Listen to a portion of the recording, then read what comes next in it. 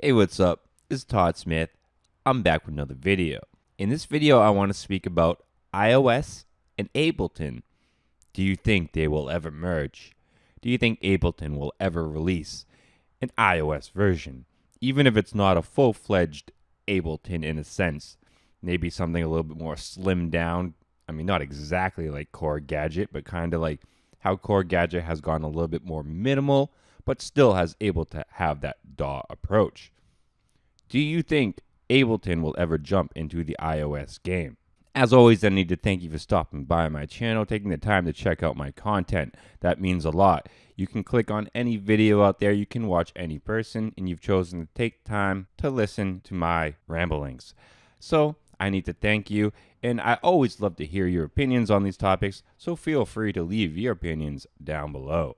Anyone who's been following this channel knows I love iOS and how it started to evolve. From the very first day I got it, I started to fall in love with it. And then once I finally got my hand on Core Gadget, which honestly took me a lot longer than it should have, I was completely blown away and have been completely stuck within the Core Gadget system ever since getting into that application.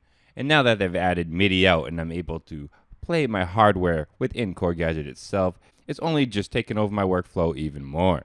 The second generation of iPads was a huge boost in the power system. Now with the next generation of iPad Pros and the big update of the iOS system is going to start to bring iPads to another level. They are going to really start to become kind of the iPad Pros that were promised out the gate, and that a lot of people got upset that the iPad Pros were not when they initially started. I knew this was going to happen. I knew iPads were going to kind of start off a little weaker and Apple was going to work their way up to it. That's kind of what Apple does. So when I bought my first iPad, I knew I was getting into it early. I was jumping into this growing, evolving ecosystem. And honestly, that's why I liked it. But now we're jumping into the, as we say, the next iteration of the big iOS system. We're seeing advancements within the iPads. Do you think that eventually we will hit a state where Ableton will become interested and start creating software? I'd love to see it. I mean, I love Core Gadget and I love the stuff that's already out there, but I love options and I'd love to see Ableton jump into the game and see what they do with it.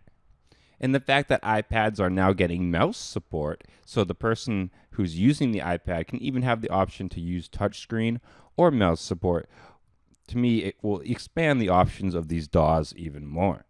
Now, I did hear a rumor or two on that there was some iOS development jobs on the Ableton job finder, that some people within, I think it was the iOS group, they started talking about Ableton has iOS jobs. Ableton's looking for iOS developers. And they, of course, within the job didn't specifically say they are making something for Ableton within iOS, but the fact that they are hiring developers for iOS every once in a while definitely shows that they might be interested in creating something in the future.